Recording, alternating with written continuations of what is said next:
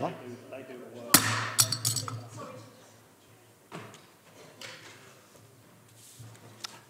Good evening, ladies and gentlemen. Thank you for attending, councillors included, must say that. It's Thursday, the 21st of November 2024 and 7 p.m. So the next item would be for me is the webcasting. And if Teresa could do that for me. I would like to remind everyone that this meeting will be filmed and uploaded to the internet and will be capable of repeated viewing. Therefore, by participating in this meeting, you are consenting to being filmed and to the possible use of those images and sound recordings. If any speakers on MS Teams do not wish to have their image captured, they should ensure that their video setting throughout the meeting is turned off and set to audio only. Also want to remind members and speakers to turn their microphones on before speaking and off when you've finished. Thank you very much, Teresa. Now to item 2, which is the appointment of the vice of the chairman. Get this right. Item 2. Are you happy to confirm the appointment of the District Council Les Boroughs, me, as the chairman of the committee for the municipal year? Gary. Great. Thank you very much. Now, Gary, could you do vice chairman? Yes, thank you, Chairman. So the convention is if we have a district councillor as the chairman of this liaison committee, then a member of the local councils is proposed for vice chairman. So I think my question is, do we have a nomination?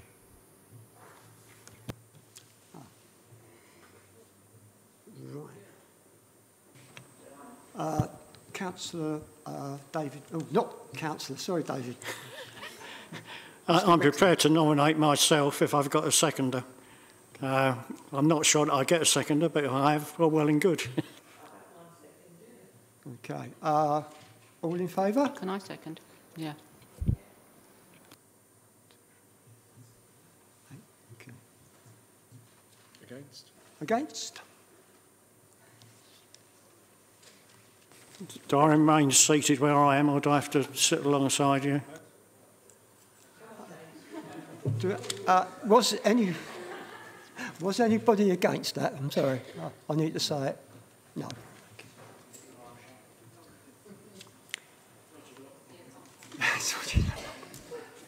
We heard that.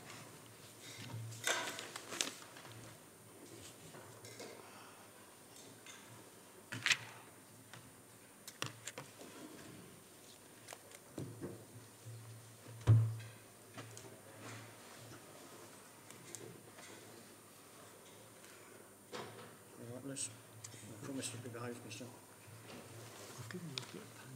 Oh, great. Yeah. I probably won't know then. I expect they'll sort it in. Right. Now to the minutes, item 4 of the previous meeting, which is page 5 to 9. Item 3, apologies for absence. Sorry, have I just missed something? Yeah, item 3, apologies for absence. Oh, apologies for absence. I do apologise. Item 3. Okay, we have apologies from Councillor Richard Morgan and also from local councils Buckhurst Hill and Nacing. Are there any more absences? Yeah, can I give apologies on behalf of County Councillor Chris Pond from Loughton Central? Any more? No. Thank you very much. Now to item 4, minutes of the previous meeting, pages 5 to 9. Could we all agree that, please? Yes? No? Yes? Yes? Okay, can I ask you a question? Go on, ask a question. Yeah, I'm happy to agree the minutes. It does suggest, it says, and any matters arising therefrom. I do have some questions, actually, on the previous minutes, if it's appropriate to ask them at this point. Is that appropriate? Yeah. Yes, that is appropriate. Yeah, my questions refer to the actions on page 8. It's probably one for Nigel to answer. Looking at the 3 bullet points, I'm particularly interested in the middle bullet point, which refers to section 106 contributions are being spent in respect of recreation pressures and air quality on Epping Forest. My understanding is that from previous meetings that I think the District Council holds that money. I'm not sure when it gets passed over or what it's actually being spent on. And if the money is being held, is there any interest earned on it? And does that interest go to the Conservators of Epping Forest, or is that something which the District Council retains? That's my question. I'm also interested in the 3rd bullet point, but perhaps Nigel could deal with the middle bullet point first. Yeah, thank you. Shame you didn't give me a heads up about this, but we have, I don't know the figure, but certainly money has passed over to the Conservators of Epping Forest on the air quality money that's been collected. I don't know the figure, but I can come back on that. So that certainly has gone over. I don't know if that includes interest that's been added, because I'm not directly involved with that. Some of the recreational pressure, we've still got some of that funding. But yeah, certainly some. In my head, I've got a figure about $500,000 that might have gone to the Conservators of Epping Forest on the back of the air quality, but I'd have to confirm that. If I can just come back, is it possible we could get an update on that in the minutes? Exactly how much money has been collected, where it's going, when it goes, and whether there's any interest, but you know, that's accrued from it, and what happens to all that. So you get a very full picture of exactly what's going on. Yeah, quite happy to find that information. And could I go on to the 3rd bullet point, which is about damage to pavements caused by developers? I think there's an issue raised by Councillor Sam Kane before. I think it's a really relevant point. I don't know if we've made any progress with that. Again, I'll have to come back to you on that. I don't know the answer. I've got to be absolutely honest, I'm not even sure we took that matter even any further, so I do give some apologies on that, but we'll certainly give that some priority, and I'll look to see if that is a possibility. Yep. Clearly, that may well involve Essex County Council in terms of the pavement, but we'll have a look into it. Okay. Thank you for raising it. Yeah, thank you very much. Thank you. Thank you very much for that. Now, back to the minutes of the previous meeting. Is there anybody else who's got anything to say, or can we agree? Thank you. Now, item 5 is issues raised by local councils. Over to you, Gary. Thank you, Chairman. So we had a number of issues that were raised by the local councils, and they're summarised there. We've got question 1, which is in 6 parts, question 2 and question 3. I think question 2 actually is covered by agenda item 7, so I think we'll wait till we get to agenda item 7 before we deal with that one. So 1.1, can the District Council clarify what an outside body means in relation to the Local Council Liaison Committee? Well, the legal definition of an outside body is a committee or panel where not all of the members are district councillors in our case. And obviously this liaison committee here has members from the town and parish councils. And the district councillors to the local council liaison committee are appointed at the annual meeting. It is a slightly different outside body to the other outside bodies we appoint to.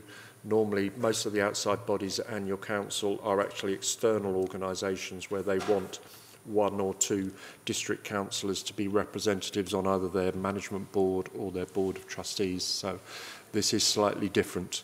But yes, traditionally, the committee has been managed by EFDC officers, and as I said earlier, the convention is that the district council chairman chairs this committee, and the vice chairman is a member of one of the local councils.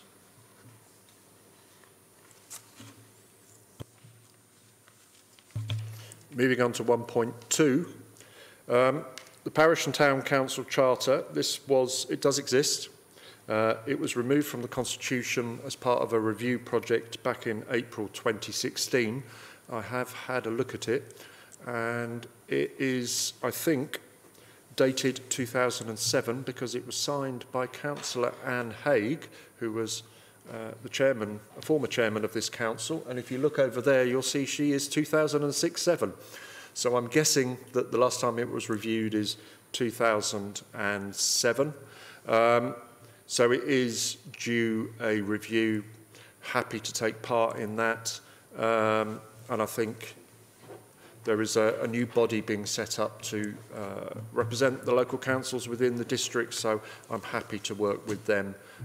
The current charter, if any of you have ever read it, it's about 40 pages long, which is too long, and 35 of those pages go through the various different service areas, and some of them, I mean, there's been reorganisations in that time, the way we do stuff at the district council, so some of those service areas have either been split up or they no longer exist as a separate service area.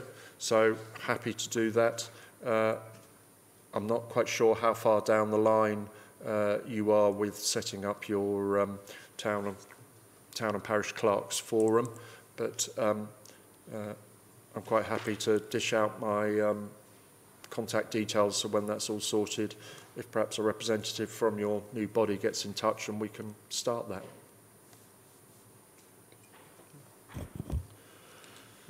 So moving on to 1.3, will the council commit to providing a dedicated parish and town council contact?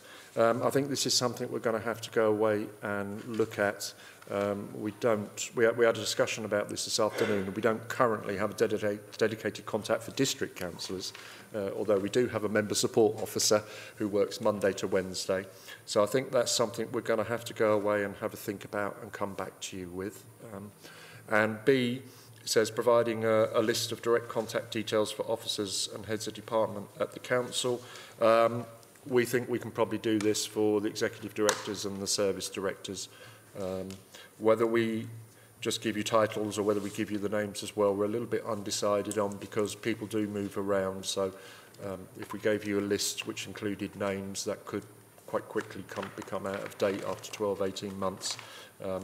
But yes, we think we can do that, and we'll get back to you on that. And that is great timing, because 1.4 says, will the leader of council agree to meet with parish and town council clerks at least 3 times per year to discuss issues or concerns of an operational nature? I can do 5 and 6 first if Councillor Whitbread would like to just sit down, or whether he's happy to answer straight away.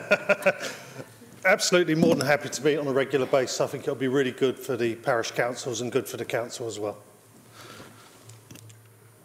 Okay, so 1.5 was what measures will the district council put in place to improve communication with parish and town councils. I think this can get wrapped up with the updated town and parish charter, because we can include communication as part of that. So I think that's an exercise that will cover that off. Number 6 was, by what methods will EFDC accept questions or issues to be placed on the local council liaison committee agenda? And there were a number of options there. My preference would be for the new town and parish body to meet, say, a month or more before the next local council meeting, have a discussion about what issues they want to bring up, and then let us know about 2 weeks before the meeting, because then we can sort of like get officers involved in getting responses to that. I think that's a more structured way than allowing a free-for-all where any clerk and any parish councillor can just email in a question or an issue, because potentially we could end up with an agenda with like 80 items on it and we'll be here all week. So, Councillor Paula Maggers would like to make a comment. So I'm not a councillor, I'm an officer at Epping. I promoted you. No, yes, you have. Just going back on to the question around communications, one of the items that I wanted to touch on this evening was we've recently sent out invitations to town and parish councils to attend our corporate comms review. So if anybody is interested, I know some people have said that they're going to attend that session, but certainly that is something that your question around communications can be discussed there with the independent review team. So I'd urge anybody here that's not had the opportunity to come back to us on the back of that invitation, please do, and please raise your any ideas and concerns at that session. More than willing to have you there to get your views. Thank you. Thank you very much, Service Director. Would you like to carry on, Gary? Yeah, thank you, Chairman. So I think from my point of view, that deals with points 1.1 to 1.6. I don't know if there's any questions or comments on what I've said so far. Yes. North Weald. Thank you. That all seems quite positive, which is nice to see. So just to say, we look forward to seeing how it's all going to work going forward. Councillor Ken Williamson. Thank you, Chair. I'm just coming back on the point that it is still Councillor Wixley, presumably on the Town Council, raised earlier. The sum of £434,987.64 was paid to the Conservators of Epping Forest. So rounding it up, we get to £500,000. So that was for the year 23-24 and all preceding years. I hope that clears it up. Yeah, I'll just say thank you for that. It would be useful to know exactly how it's being spent. Obviously, that's a matter for the Conservators. Excuse me, Councillor Carol Davis. Well, it was two items, really, just because you mentioned the money for the Conservators. So I'll put this question and I'll put that question first, and then I'll go back to the other one that I wanted. Well, no, I'll do it the other way around. So basically, is that a done deal now that town councillors are not going to have a voice? It's just going to be left down to clerks? Because I only heard about this the other day. To me, it would be an item that is would be discussed at a committee meeting of town councillors that we would all vote on and realise the importance of it, that town councillors' voice would not be heard, or basically would be had to be, and you'd have to have a middle person, and basically town councillors wouldn't be able to stand and speak for the residents that have elected them, bearing in mind the number of electors that we have in Loughton. And so that was one question. I find that quite difficult to actually take on board. And then the other one is, yeah, the money is going to go to the Conservators, but does that kind of get away from the importance of having the EFDC CAS, which I thought that had to come into play with the you know, it's not going to work on its own, is it? If you're just going to do, you're not going to have the CAS separately, you know, you're just going to be collecting money. But surely that was negotiated and understood it was going to be in conjunction with the CAS. And if that's now not going to be happening, £500,000, where's that going to go? That's really what I was thinking. Could you turn your microphone off, please? Thank you so much. Councillor Darshan Sunga. Thank you, Chairman. I think I might be able to help here. I think the town councillors probably getting confused with the new the changes in the planning, which I think we've got a presentation later on, and make it a bit more clearer. I think that's what you're referring to when you say you've got no voice. Yeah, it's kind of, but I think that will be clarified later in the presentation. Yeah, the £325 or whatever it was that you're going to be. Well, that was one example, but you're going to be collecting money on one hand for planning, and that was going to be in conjunction with the CAS. So, Chairman, I'm just wanting to clarify the first point. I allow that the officers to clarify the second bit. I'm a bit confused and perplexed myself as well. Thank you. Okay, right. Anybody would like? Right. Thank you very much, Nigel. Sorry, I've never been so confused at a meeting before in my life. That's what I'm here for. Yeah, but you're mixing so many different things up that it's just confusing everybody. I'm really sorry, but the CAS is a separate issue. That's all tied up with the air pollution mitigation strategy, of which there's an interim. There's work taking place at the moment in terms of monitoring, and we will be coming up with the fresh data on that to hopefully avoid having a clean air zone. So that work is underway at the moment, and we're just waiting for the analysis on that. Some of that work's been done by Essex County Council. So that's a separate issue. So when are you expecting to get that then? Well, we'll next year we'll be getting that. In a year's time, or just January? No, I didn't say in a year's time, but it'll be next year. So we will be. We need to update our own members first of all on that, but we're still waiting for that information to come through and to analyse it. As far as I'm aware, the work's been done. We're just waiting for the analysis. So it hasn't been forgotten about. We know how important that is, and it's particularly important for our district members as well. And the other issue you're talking about is a separate item altogether to do with the new committees and scheme of delegation, which is on this agenda, and Graham and I will be talking about that soon. Thank you very much, Ian. Back over to you, Harry. Thank you, Chairman. So, if there are no further questions or comments on 1.1 to 1.6, as I said earlier, question 2 about providing an overview of the changes to the planning system, as Nigel has just mentioned, that's item 7 on the agenda. Question 3, what is the District Council's response regarding written representations at appeal and personnel provided for information hearings? And I think Nigel would like a little bit of further information on this. Yeah, I think, Liz, if you can explain. I raised that. I left it sort of open-ended. The reason being is that we had not had what we call a branch meeting of the EALC, so we weren't able to put together a list of questions, as indeed I think has been suggested would be the way forward, whichever organisation it's done through. I attended an informal hearing in August here, and one of the things that I think came up, and I'm sure it's going to come up again, is that although EFDC obviously had 2 very competent officers present, it's very noticeable that the appellants are now turning up sometimes with members of council, with specialist advisors. They write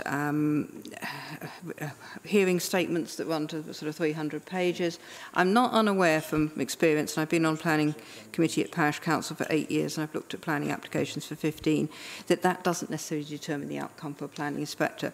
But I think certainly, having observed that, it was an enforcement inquiry, and I don't know anything about enforcement, so I sat there for the whole 2 days and said absolutely nothing. Which is one way to learn quite a lot about it. But there was a sense of feeling that, in a sense, maybe the officers could have done with some additional backup, really, in a way, for someone to assist that, because they must feel quite vulnerable when they see a whole team of people on the other side for the appellants. And it was really that sense, because I'm very well aware, when we look at what you're going to discuss later, why did the Planning Advisory Service report come into play? The concerns over appeals, particularly, and the decisions there. Nobody wants to, inverted commas, see an appeal that is allowed when councillors themselves perhaps have found that they have wanted to refuse an application and then it's been allowed, and you know the problems that come with that, with the new system actually introduced, I have to say, under the previous government. And I think the concerns that I've heard raised in the chamber, particularly about costs at appeal, because I know that's going to be something that you're thinking about. And it was just that feeling that maybe, in a sense, in that particular case, and perhaps in others, somebody else there, not necessarily present, but behind the scenes, maybe someone, I was going to say, if you have the resources for, dare I say, another principal planning officer to look at appeals, to offer some backup to those who are actually sitting at the informal hearings. And I just felt that was an important element, because there's a sense when you think now of the committees, and I've looked at what's been happening, sort of plans A, plans B, it's early days yet. But I think some of the councillors probably themselves feel that, you know, if they're going to go for reasons for refusal, you're telling them it must be on good planning grounds, you're giving them backup. I know Graham Courtney's been present, you have a lawyer present to advise you. But a feeling maybe that if council, and it could be an officer, decides on delegated powers to refuse something, maybe some additional assistance through the appeal process, because looking at the amount of time and money that some of the appellants spend, I think there's a feeling that you want to keep a balance there. And I think that was what I was saying. Now, I must admit, as an aside, I did notice an appeal decision that's come in last week where the officer did have some specialist advice sitting alongside. I think it was a planning solicitor, I think it was a surveyor. So that was probably what I was looking for, is to see whether... And then I was mindful, since I heard reference to Angela Rayner as the Secretary of State, I thought she's got some money for some more planning officers, and so I was going to suggest, knowing that money is always an issue, if she's putting money behind more planning officers, how about someone to consider doing that, because it has become an issue that I know is quite important. So that was really a suggestion, as much as anything else, to give support to the officers and you know, to the decisions that it's always a difficult one, but how do you defend what the council actually feels quite strongly about on some occasions? Thank you. Thank you. Yeah, thank you, Elizabeth. Yeah, no, I mean, I completely agree, and I remember back to when I used to do hearings and would often be there on my own with a whole team of people against me, and yeah, you're completely right. We are seeing a lot more, even at sort of informal hearings. The other side are turning up with barristers, KCs. You know, they are really throwing money at it. I mean, we have moved away from a single officer doing that. That's something that we have consciously done, and we try and have at least 2 officers involved. But like you say, we had one recently, planning appeal, and we had our own barrister there, even though it was a hearing. And traditionally, we wouldn't have a barrister at those. We did have a planning officer, we had a local plans officer. I think we had viability support there. We had quite a lot of support. It was very good.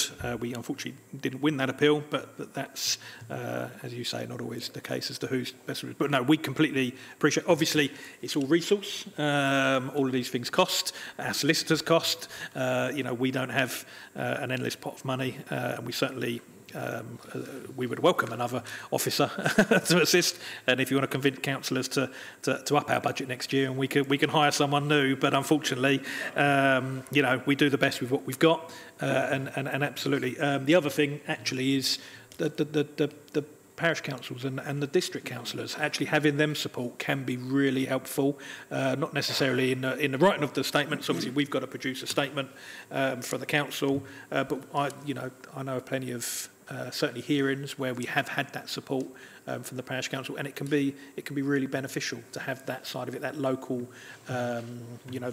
view, and as a third party to have that support. And again, similar with district councillors, certainly where it's been maybe a committee reversal, and district councillors have felt very strongly, we do try and invite those to come along, and it would be very useful to have those there. So I completely agree, and we'd certainly do our best. And in terms of actually central government funding, I'm not holding my breath.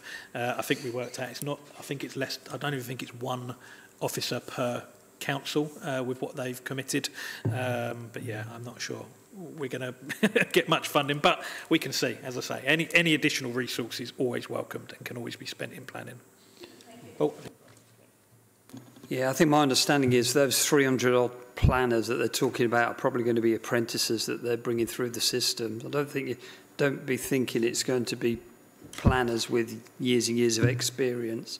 But I think what Graham has said, the important thing is that if you're going to have a committee reversals where that's where officers are recommended to grant planning permission and the committee have decided, no, we want to refuse it. I think it's absolutely essential that district councillors and parish town councillors attend hearings to back that up. I mean, we've had good examples of that. We've had bad examples of that where we were told councillors were going to turn up at a particular hearing and they didn't show, and that left us very, very vulnerable. And we had a huge cost claim awarded against us in that particular case.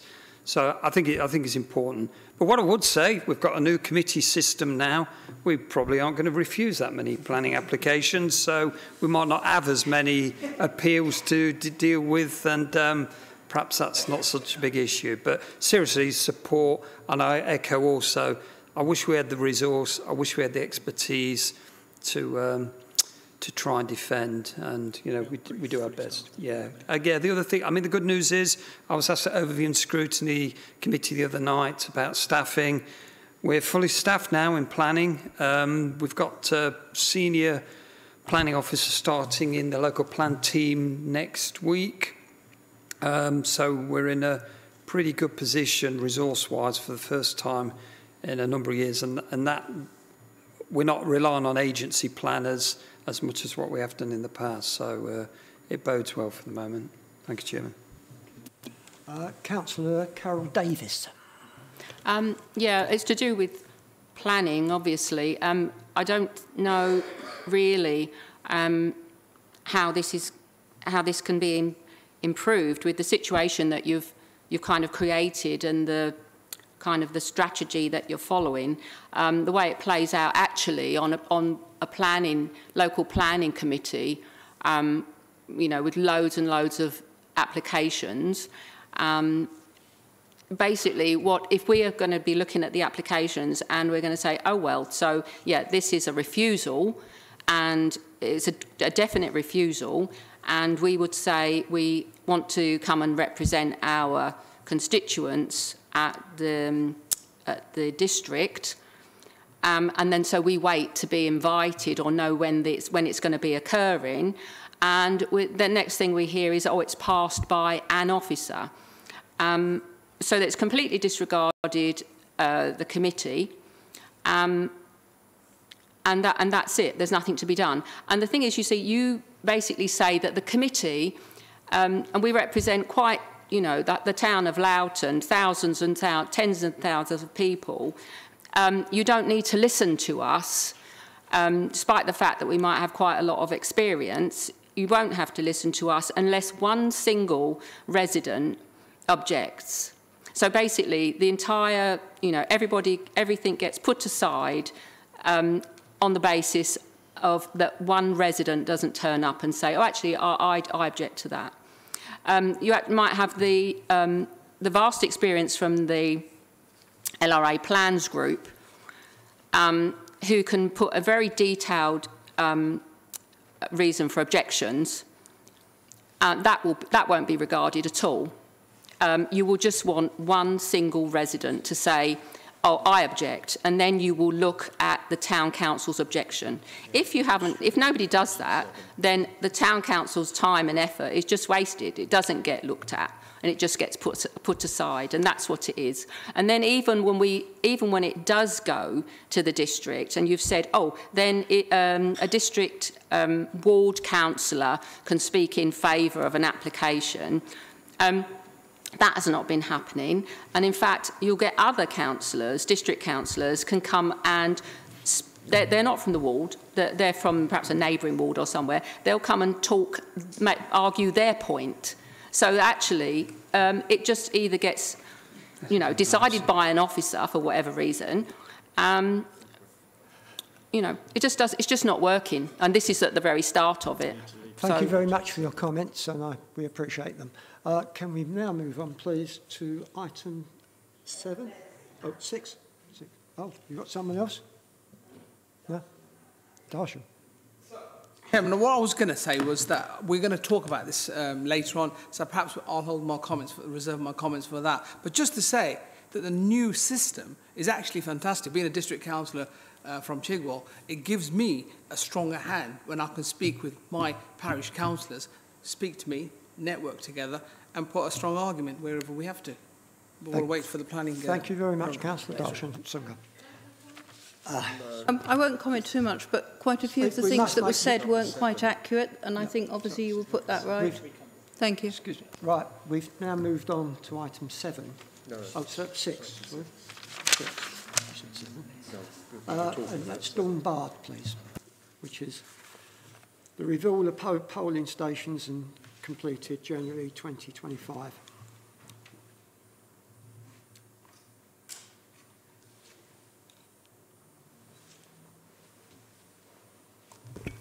Sorry, hands. Good evening, everyone. Here to talk about a kind of an informative presentation about the recent polling station review that we've conducted across the district. Oh, sorry. Is that better? Try and look at too many things. Right. Sorry.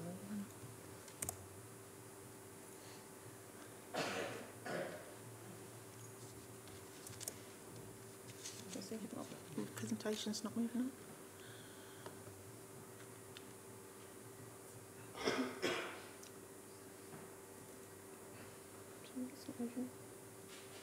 Oh, there you go.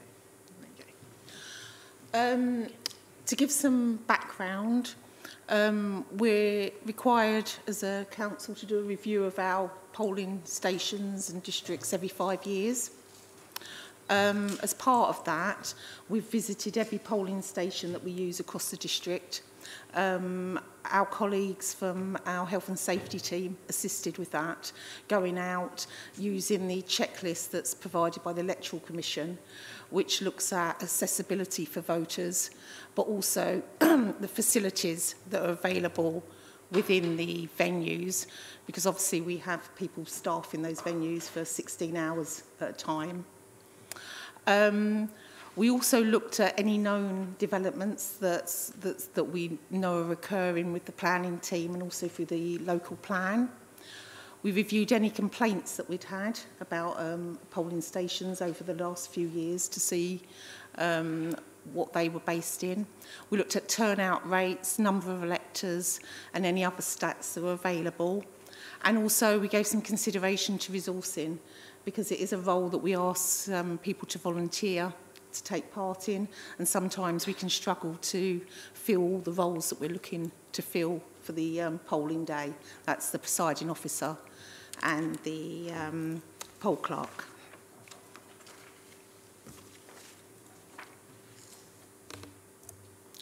So following the review, we identified 11 changes that we potentially felt as recommendations that we'd be putting forward.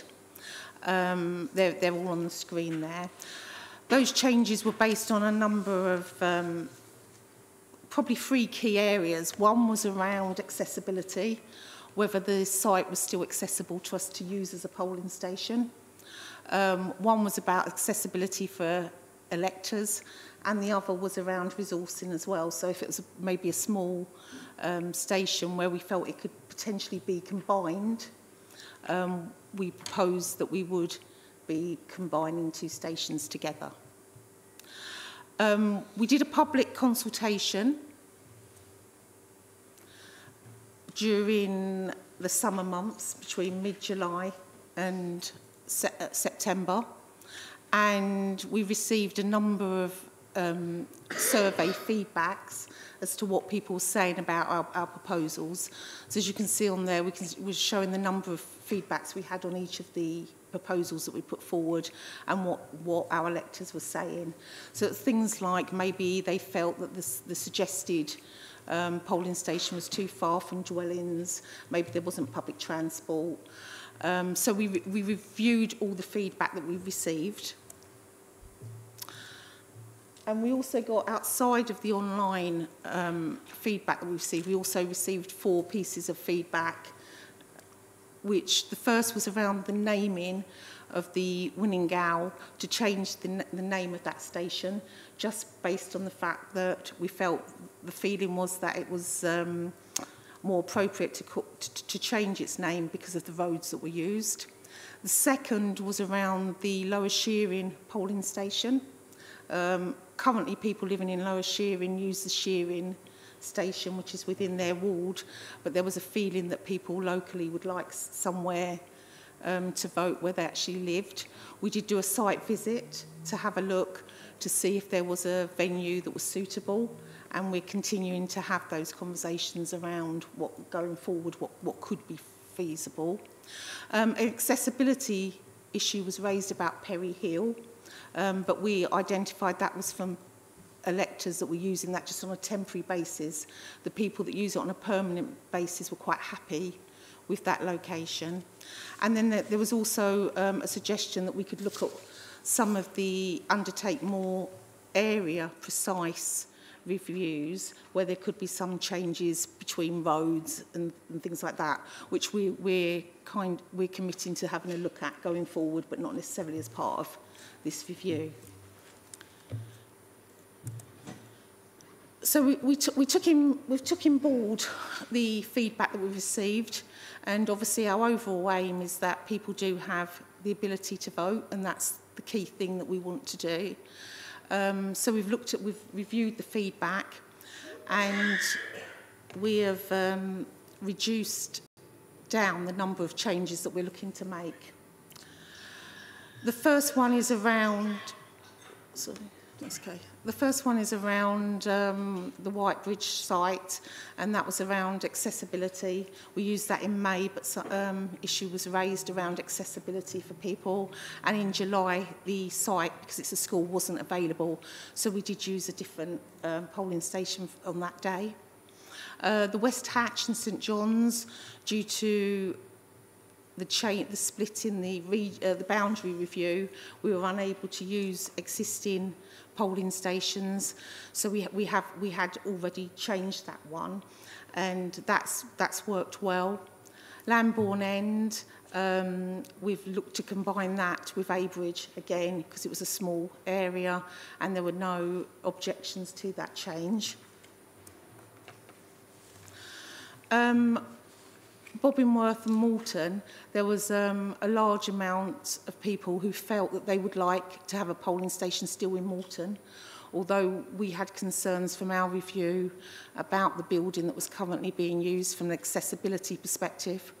So again, we did a visit, and we found an alternative venue in Malden, the White Hart, which has got a room to the side that we can use as a polling station.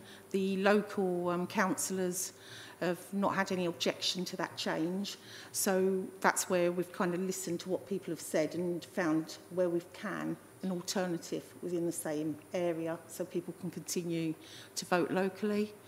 Staple Forney, we are combining with the Village Hall in Stapleford Abbots, and then the Dobbs Weir site, again there was concerns there around from a health and safety perspective and accessibility, so we've moved that to the nearest polling station.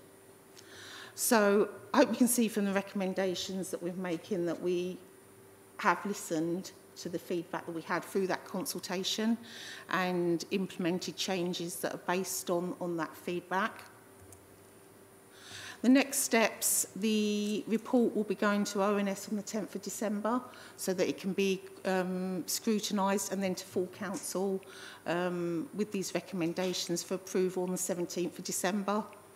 Any actions that come out of the report will be actions from January, and then the other reviews that I've mentioned throughout, we'll be looking at those next year on a kind of area by area basis.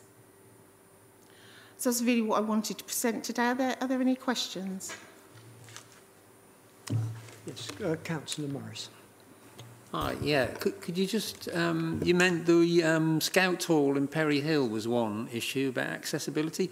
Could you just expand a little bit on what happened about that? It was something to do with only temporary users? Thanks.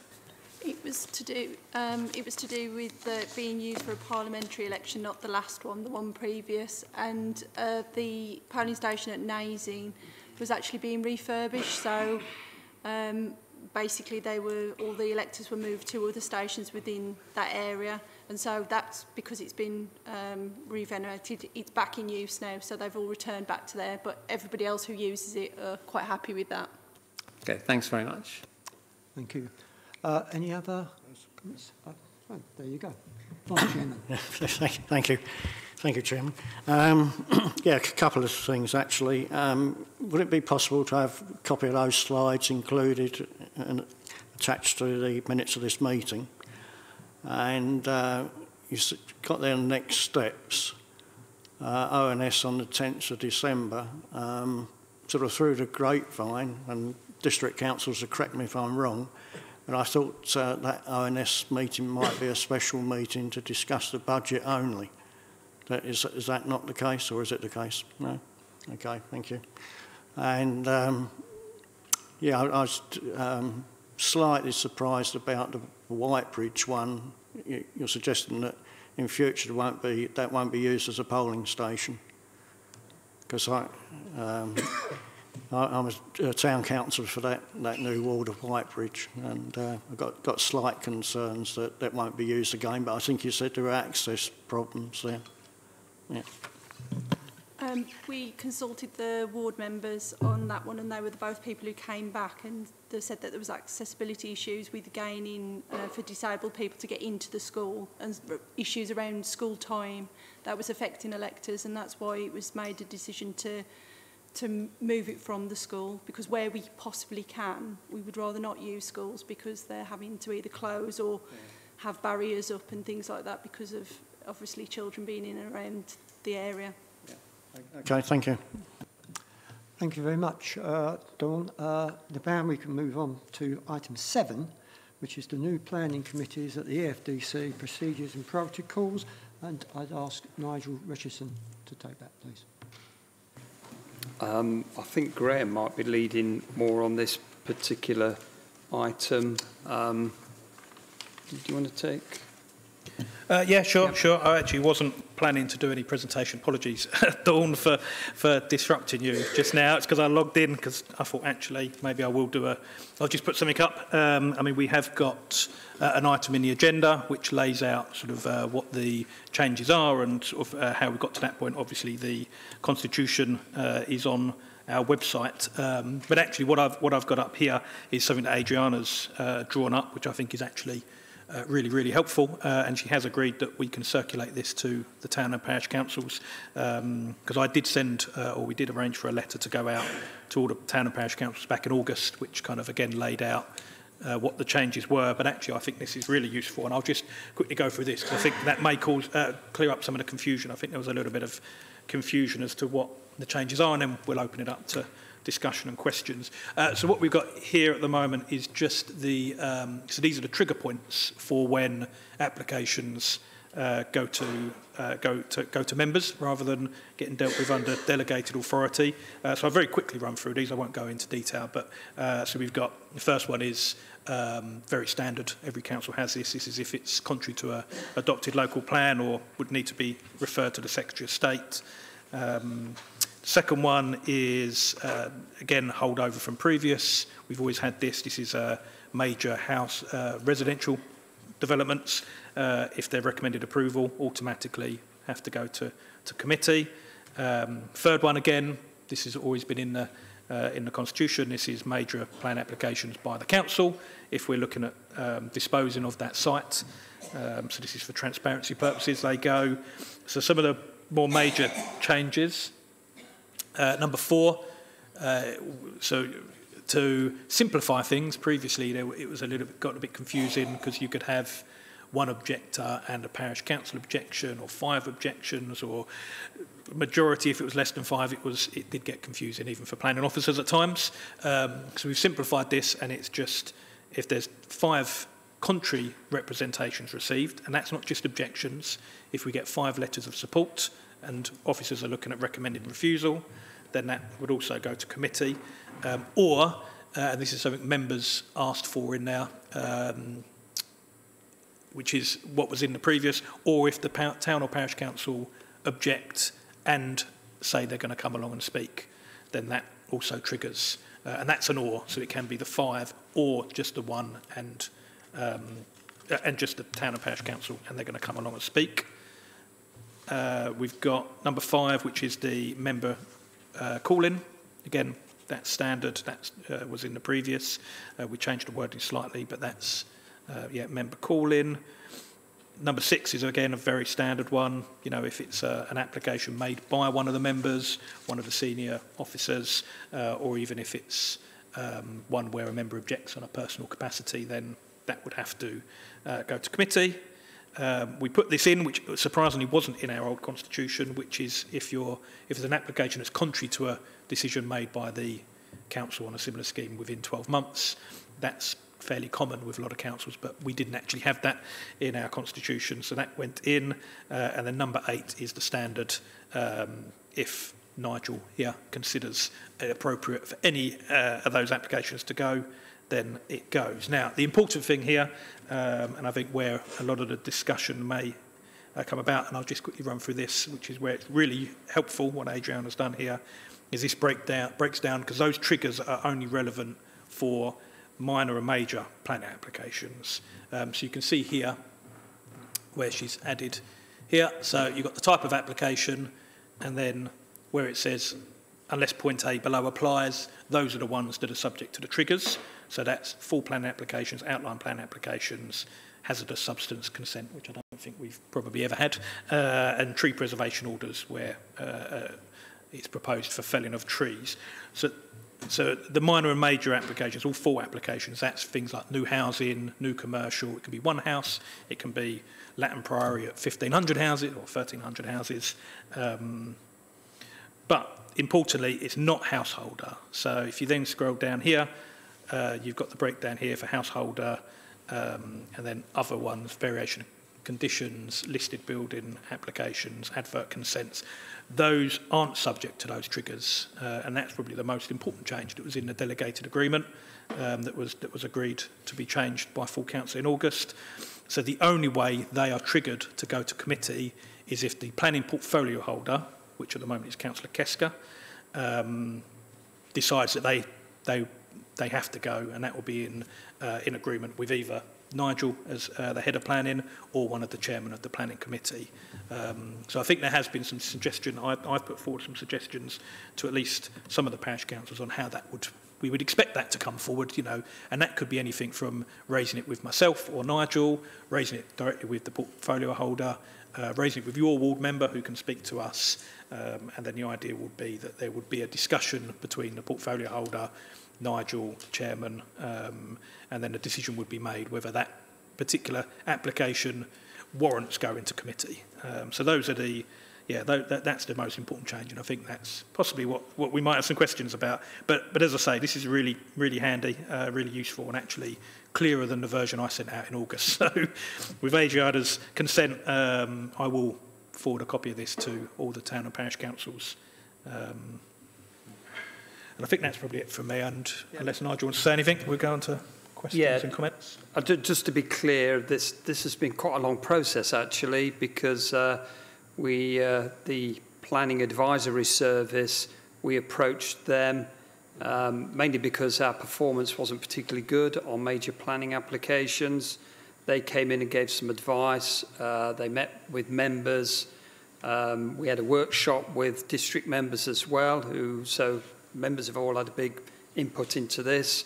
We then went to a constitution working group, and then we ended up at full council. So it's gone through quite a number of members' committees before we got to where we are. And we did send an email out towards the end of August to the parish and town clerks, setting out what the changes are. But just to be clear, you still have a say, you still have a role. We're not going to ignore your comments. So if you object to a planning application, we'll take that into consideration, as we always have done, when we come to assessing the planning application.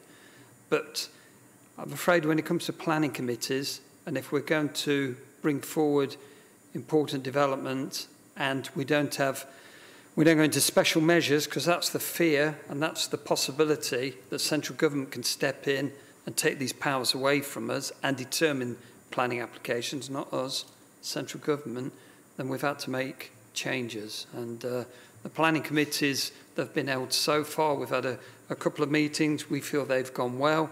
And last week we had 3 major planning applications on a committee.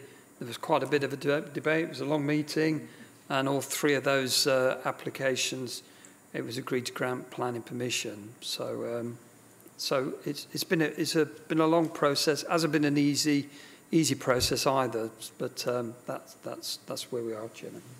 Sorry. So just one other, very quick thing before I go to Chairman. The other things to note is part of the agreement from full council in August is that we will be reviewing this after 9 months. So we will be having a look and looking back and seeing whether further changes and amendments need to be made. And there was something else I was going to say, and it's now completely left my head. So yeah. Thank you, Mr. Courtney. Any other questions, please? Ken Williamson, councillor. Thank you, Chair. I think I'd just like to add to the comments earlier that this makes us line up with the majority of other councils. We were outliers before, so we're not changing too much, but we are now in line with a lot of other councils, and we were way out of line with them previously. So we're not doing anything that the rest of the country aren't doing. Thank you very much. Yes, Councillor Davies, if you could be brief, please. Thank you. Yeah, what are you going to be doing with enforcement? Because the problem is, as well as basically we feel as though a lot of our comments are just not taken into account and will end up being made, decisions will be made by officers who don't live locally, don't know the street, don't know the issues.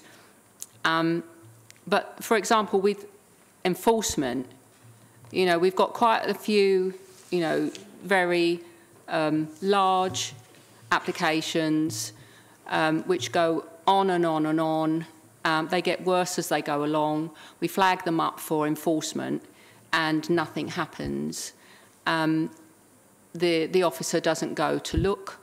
The householders next door, you know, are completely suffering, you know, over 2 years with applications that have gone on and just mushroomed that should never have been passed in the first place. That nothing seems to be done about those. We've got quite a few of those. Okay, thank you very much. Ian, would you like to? Nigel, sorry. I think we need to have a meeting, seriously, because some of the comments you're making is grating, because enforcement officers do go down, do go on site, go and look at things.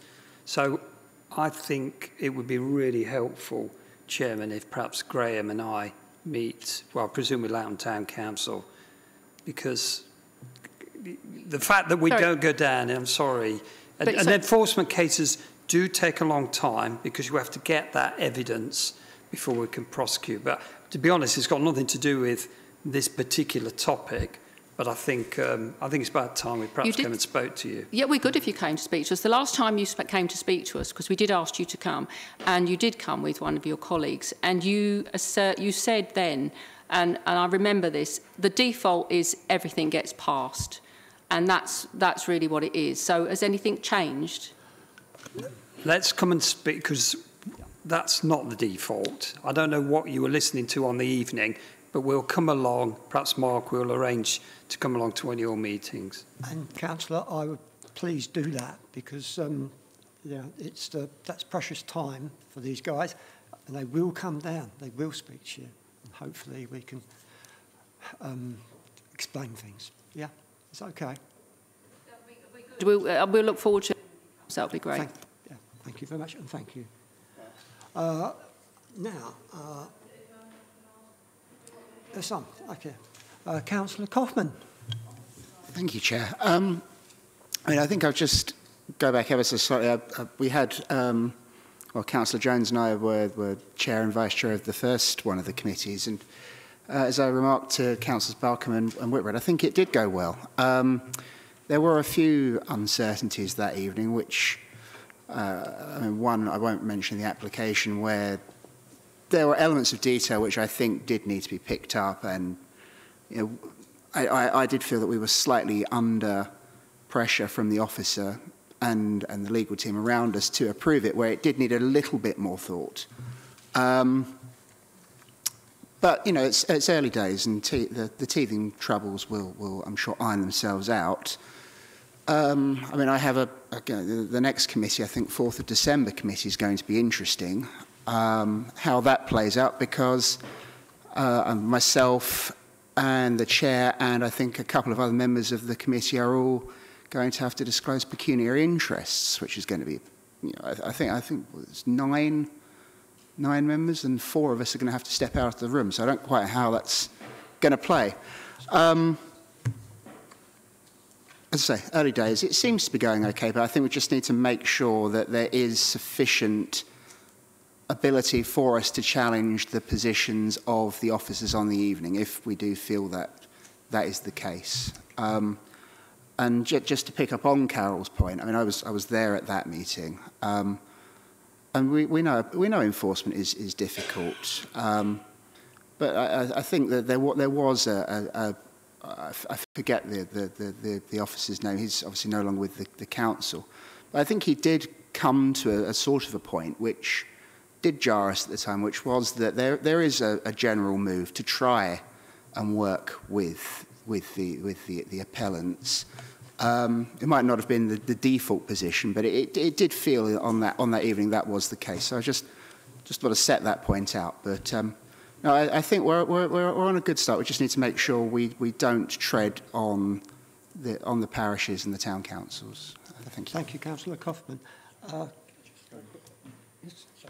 Just one very quick point, just on the having to stand down during items at committee.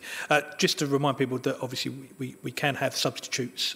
We obviously had on the committee A last week, I think one of the items, one of the members had to stand down, and we had a substitute there on the night that came and replaced. So just if there is any concerns around members having to stand down and making sure we've got enough members to make those decisions, by all means arrange a substitute, because I think that can be quite useful to have those.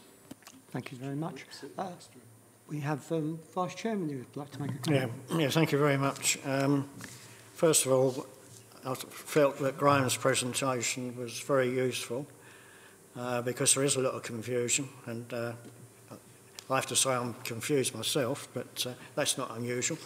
I just wondered, you said the presentation, copies of that are going to be sent out. I just wondered how soon that would be, that you're going to send them out to town and parish councils. And could they also be, as a matter of course, be attached to the minutes of this meeting?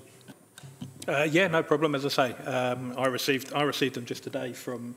Actually, it wasn't actually from Adriana, it was from Councillor Bedford. But yeah, I spoke to Adriana. She's got no problem with them being forwarded on. So, I mean, I can probably get those to be sent tomorrow, to be honest. But yeah, I've got no issue having that attached. Yeah, but I think the sooner the better, because there is confusion, obviously, as Carol Davis from Loughton Town Council has mentioned.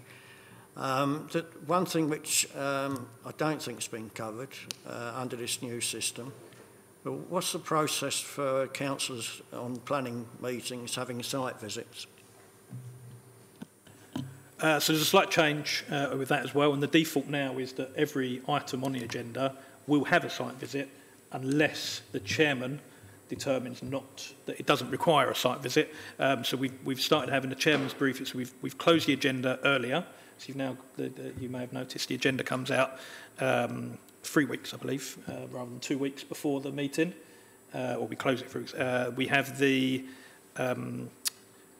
chairman's briefing that about 3 days after it comes out. So it's very, very early on, so we can have a discussion on that, on the items, and determine whether we need site visits on them. And then, yeah, it's up to the chairman and the vice chair as to whether they decide a meeting is a visit is required. But the default should be a site visit is held for every item unless determined otherwise, rather than we don't have a site visit unless it's deemed necessary. If I can just follow that up. So, if a household application, which is under 10 dwellings, as I understand it, and how would that progress for a site visit by a committee? Well, to have a householder application on the agenda would be down to the planning portfolio holder to make that decision. So, as I said earlier, if you notify myself, Nigel, Paul Kesker, one of the chairmen, the planning committee chairman, there's various ways that can be flagged up with us. We will have a discussion, and if the planning portfolio holder and Nigel or the chairman decide it does warrant going to committee, then that will be put on the agenda like any other application. The automatic assumption will be that there will be a site visit held for that, unless, again, as I say, the chairman and vice chair decide it's not necessary to have that site visit. And obviously, if it is deemed necessary, then we've got 2 weeks before the committee to arrange that. What about if, would the ward council have any influence over that, if they felt that a site visit should apply? Would that be a significant event? Well, as I say, the assumption is that there will always be a site visit, but I think certainly if the ward member feels that it is necessary and they're the one raising the fact that the application should go, then I think it would make sense that that was included in there. I don't know if it's worth going to one of our vice chairmen, because he's had his hand up. I think he might want to speak on this matter. Right. Oh, there's lots of others. Jenny Lee first.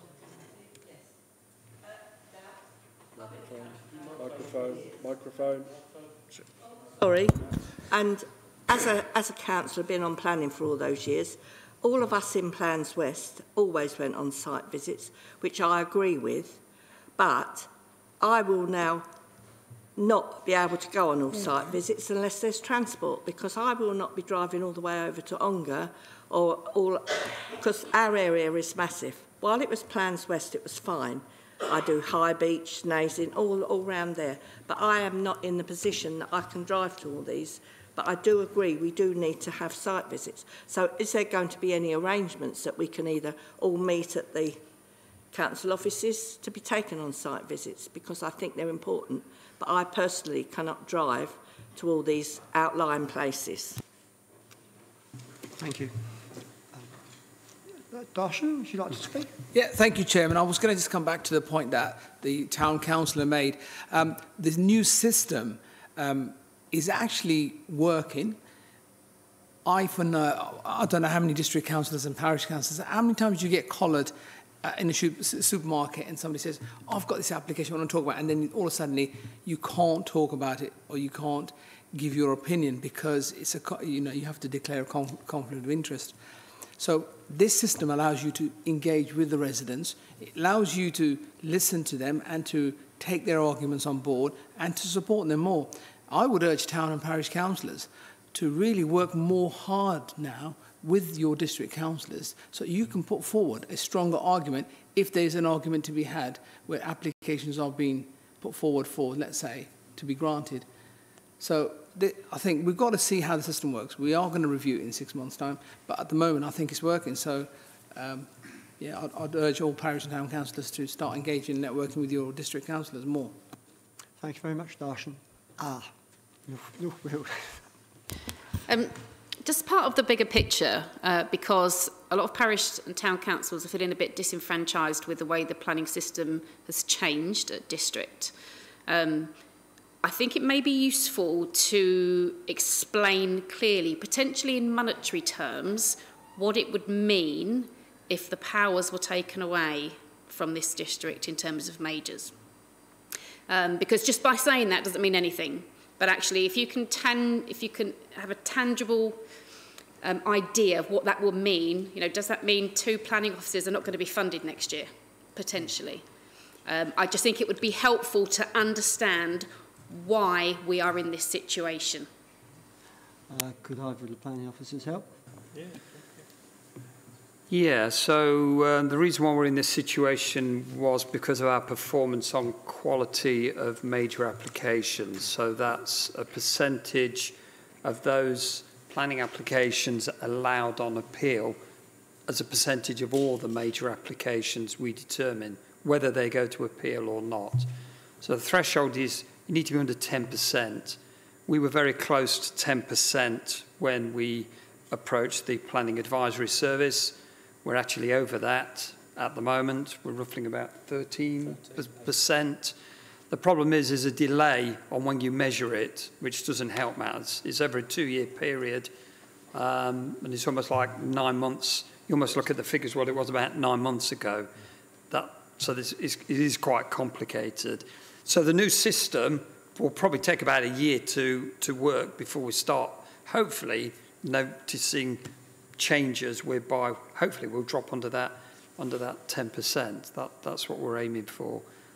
In monetary terms, if let's say we stay over 10% and perhaps significantly over 10% over the next couple of years, or even perhaps beyond that, and we do go into special measures, that means the applicant doesn't need to submit the planning application to us as a local authority.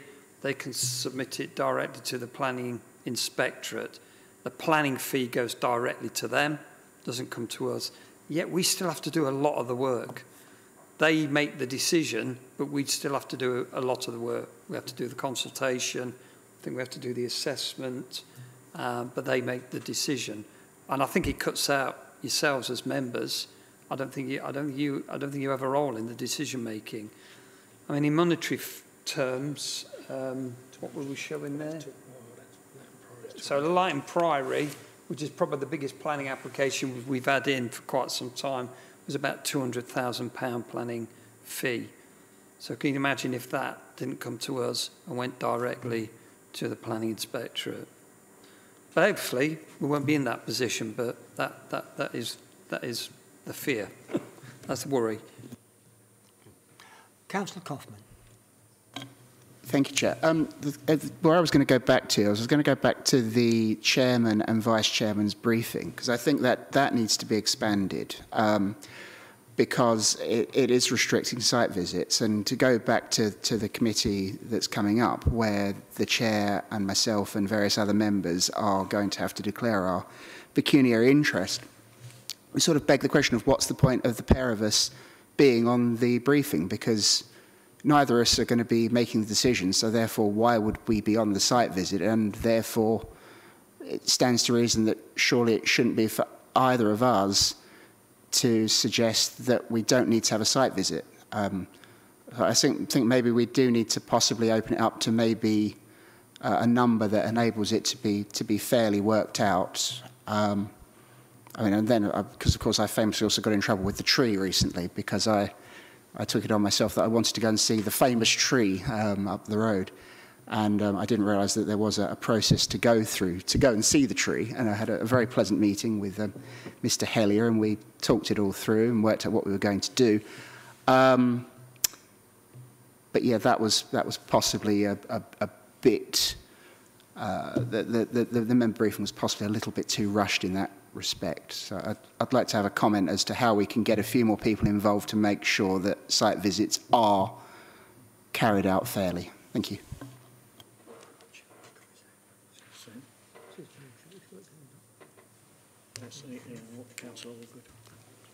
Councillor Allgood. Yes, thank you. I'm dual-hatted, so it counts either way. Re-site visits. I went to a site visit as a ward councillor, and then the group of people that I was with said, "Oh, we're off to the next location. Are you coming?" I said, "No, because I'm only coming for this one." Having said that, I was then substituting later on and found out it would have been beneficial to have gone. So I'm just wondering if we can tweak the system so that obviously we know that when there's going to be substitutions going on, that we're actually sort of thinking ahead of the game, so that we give the people who are going to be substituting the chance to go to the site visits, if that makes sense. I have got a couple of points as well. I think just coming back on the comments, we'll take those away. I mean, you've both made some very, very good points, so I think we'll look into that. And sorry, Councillor Lee, about site, actually getting to the site. Nobody came back to you on that. I mean, my first thought was, surely there's a kind, helpful local district councillor who could pick you up and take you there and bring you back. That's my first thought. But so yeah, see what your colleagues say. Ian's got some more questions. Then Liz. Ian, carry on. Yeah, sorry. Again, what I don't want is the town council to explicitly say they want to speak out on behalf of and raise an objection, for it to be decided that the officer is going to decide to approve it anyway.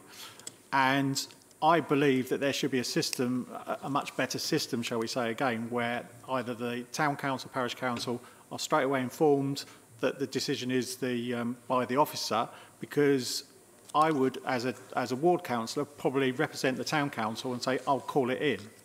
So if the only way that we find out that it's been approved and we're being effectively overruled is we wait for the results to come out and already the decision has been made. So we need to sort of speed up the process so that the town council, parish councils, if they're objecting, are effectively informed it's been approved. Your next option is to call your district councillor who can put it in straight away. So that we're speeding up the process rather than just trying to find it. Thank you.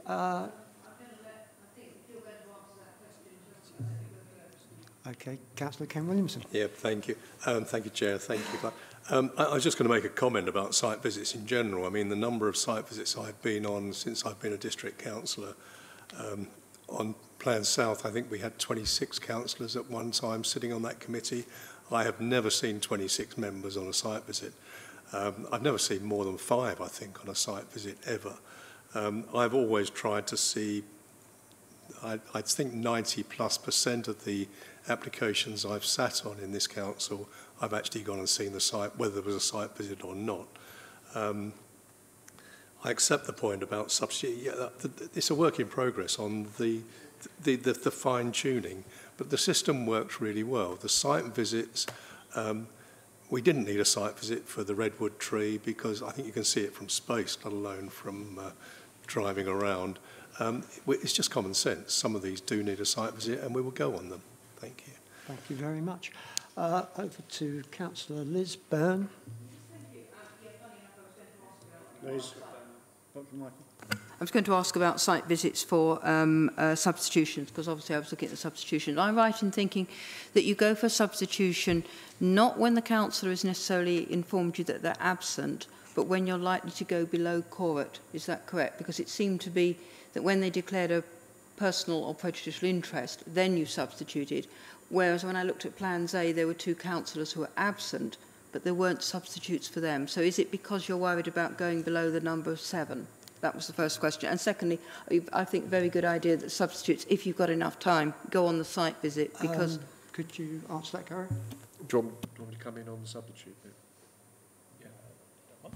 Yeah, I mean, in terms of substitutes, I mean, obviously, yeah, that is the curate thing is certainly a concern at the minute because we have got less members, so it is obviously easier to drop below that. And also, you know, it's it is useful to have those 9 members there, even if some of them are substitutes. I mean, my expectation is, because again, the way we've sort of set out the process now is, as I say, we close the agenda earlier, so that gets published earlier. We have the chairman's briefing earlier. The site visits, I think, have been arranged for sort of, I think they're normally 2 days before the committee. So I kind of would have hoped that by that point, the standard members of the committee will know if they can't sit on a particular item and will have approached a substitute by that point.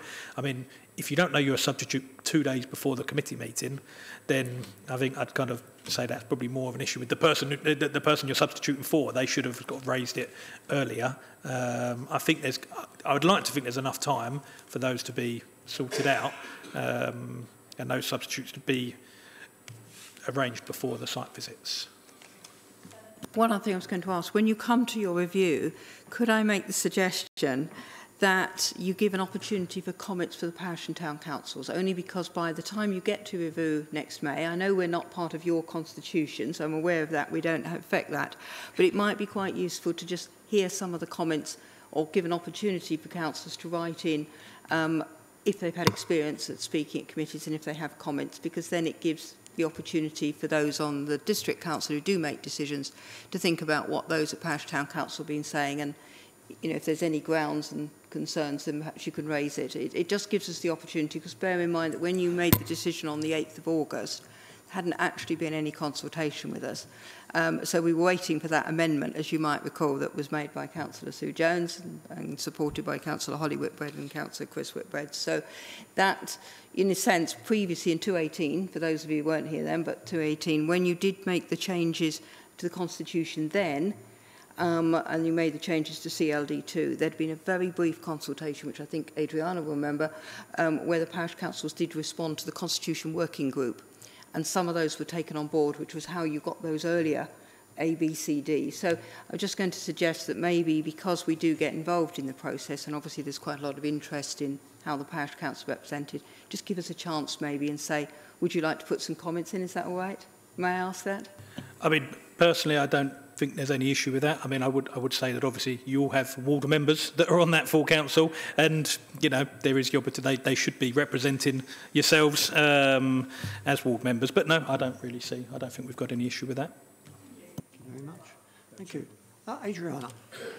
Sorry, just very quickly, 3 points. So, firstly, just with regards, I think it was your question, the document that Graham has got sets out clearly when it will be an officer decision and when it won't. So you'll clearly understand by that who will make the decision, when, and what you need to do if you want it to go to committee. So that clarifies that. Secondly, the different types of application are now included on the weekly list, which is really helpful. They weren't included before and now they are, which saves us a job. And the third point is just a point of clarification. So in the main body of the agenda, page 12, it says, with regard to majors, that the applications called in by members within 4 weeks of them being published in the members' bulletin, but on the flow chart, it says within 4 weeks of the weekly list. I don't know if that's the same thing, if it's the same date, but I think we need to know which one is which. It's the weekly list. It's not the bulletin. Isn't necessarily the same. You don't see the bulletin, do you? No, it's the weekly list. Just from a dates perspective, we need to know what dates we're working to. Okay, yeah, we'll there might be, but it's the weekly list. We'll make it clear it's that. Can I just say one more thing?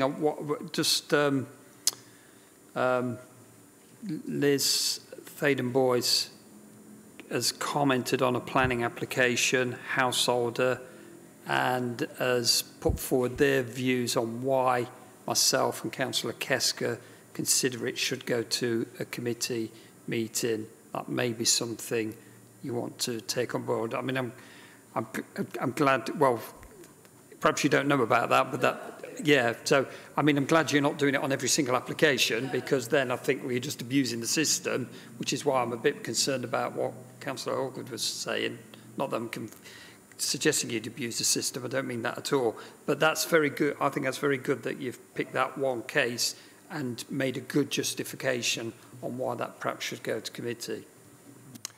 Thank you very much. Councillor Kaufman. So I'll defer to Councillor Balcom. Thank you, Chair. It's just a simple question, really. Well, not a question. I understand there's a training session due shortly, and is it going to be available to the parish councils and that, and how can they get involved? Because I think it would be good for them to have some of the training as we do. Mm-hmm. Yep. Part of the agreement is a suite of training sessions. We are looking at carrying out a number of training sessions. The first one, as you say, is in a few weeks' time. It's a viability training. It's on a Wednesday evening. It's a normal committee evening, but it's not. It's a date that we don't actually have a committee.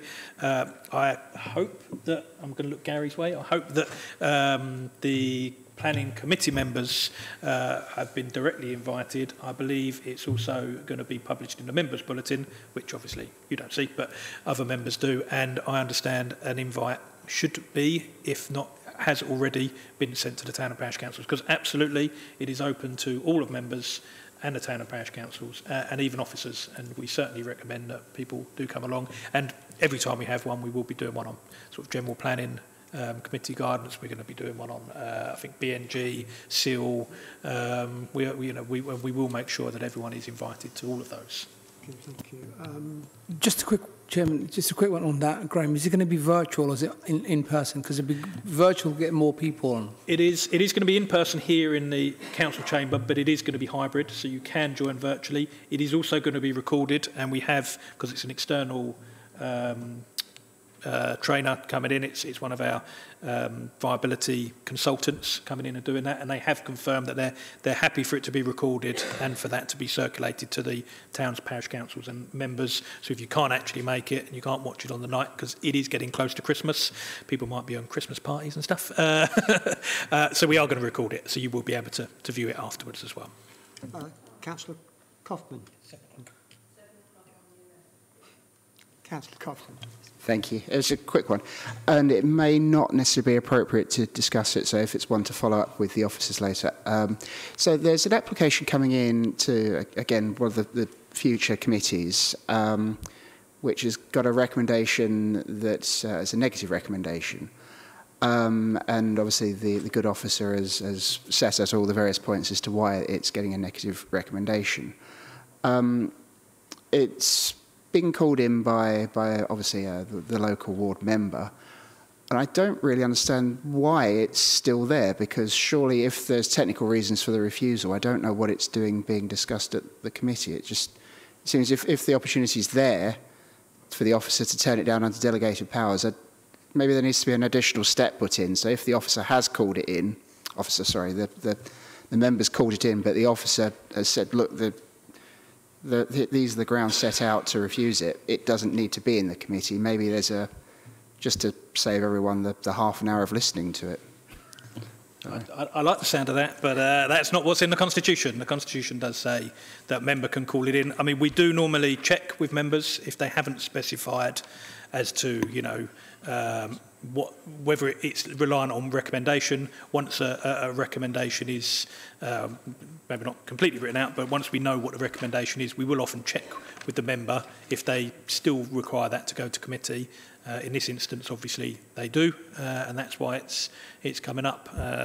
As I say, maybe that's something to discuss at the review. Thank you very much. I think, go on then. Mr. Councillor Orchard. Yeah, it was just a clarification of the speakers. I'm understanding the objector, then the Parish Town Council, then the applicant or applicant's agent, and then following any registered speakers, any local ward members. I think we were sold originally that it will be the specific ward member to that particular property or properties, rather than a general, any local ward, because it seemed that we didn't want everybody turning up, but it almost seems that if you turn up, you've still got a chance to voice. And I thought it was the committee who was super trained, and then the ward councillors would be more specific to the specific application in front of you. So it seems to have been allowing everybody, and if they're all going to get as much as they like, I appreciate obviously it's down to 3 minutes, but it can be more for a ward. Why would a ward councillor not relevant to the case be given more than a member of the public or a town council person? I was the team's officer for last Wednesday's planning committee meeting.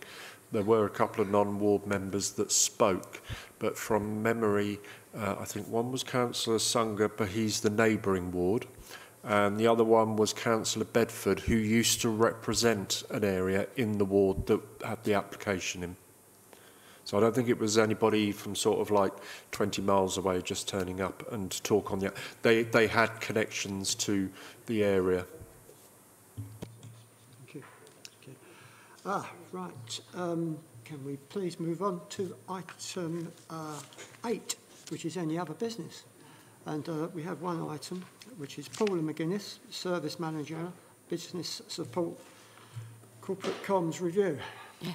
Thank you, Chairman. I was able to raise the point that I was going to make with the questions that were asked earlier on, and it was to ensure that the invite to the Corporate Comms Review had been picked up by the town and parish councils, and to welcome their attendance. So thank you. That was quick, and thank you very much. Now, dates of future meetings. To note, the next meeting of the committee will be held on the 20th of March 2025 at 7:30 p.m. I'd like to thank you all for attending tonight. And Chairman, can I just... Oh, what's... Yeah. Come on, Vice Chairman. Sorry, I just want clarification on that, because it says 7:30, where this one has started at 7. Is that a typo, or is it generally going to be 7:30? Well, I take it as gospel. It's a typo. It'll be 7 o'clock. It is 7 o'clock, yeah. So I was right after all. It's a good job I said it. Right. Thank you.